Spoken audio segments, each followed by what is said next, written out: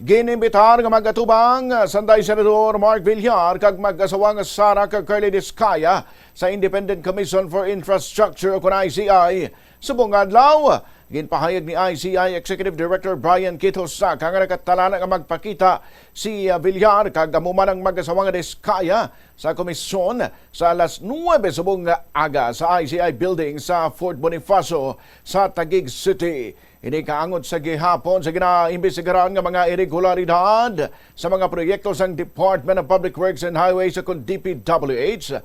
Nahibaluan nga si Villar ang nagserbe bilang tiglikom sa Department of Public Works and Highways halin sa 2016 tubtob 2021 sa idalom sa administrasyon ni Presidente Rodrigo Duterte. Base sa imbitasyon nga ginpagwa kahapon, ginpagabay ni Independent Commission for Infrastructure Chairman Andres Reyes si Villar nga mangintistigo kung may istoryahan kag padaluman pang isu parte sa pagplano, pag-budget, pag-implementar, pagdumala kag pagmando sa mga flood control kag iban pa nga mga proyekto nga pang-imprastruktura sang sa pangtiglikom sang DPWH. Inaabi-abi naman ni Villar ang investigasyon sa mga iregularidad sa flood control projects kag nagsiling pang wala siya sang may ginatago may kangtanan sa isu nga ginahaboy batok sa iya. Sa iban pa nga nagapanguna nga balita, ginpasiguro ni Senate President Vicente Sotto III nga wala na sang unprogrammed funds kag urgent certification sa ginaproponer nga national budget para sa tuig 2026.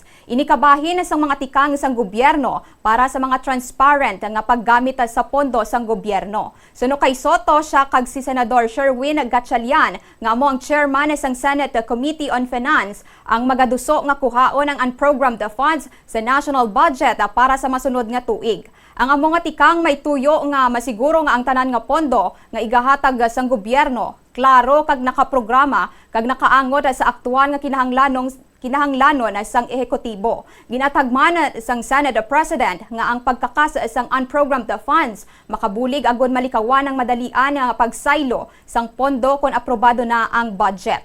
We discussed the budget finally on second reading. Before third reading, there should be no unprogrammed funds. I-program natin kung anong kailangan ng executive, ano talaga dapat, i-program natin. Kitang-kita, hindi yung pagdating ng nakapasa na yung budget, biglang, si ganyan, pwede rito, ganito, pwedeng ilipat dito, hindi pwede yun. Sir, paano po yung mga foreign assisted daw? Hindi natin gagalawin yun. Yung foreign assisted lang ang i-allow natin doon sa tinatawag na ang program funds. Yung lang foreign assisted. Wala nung singit.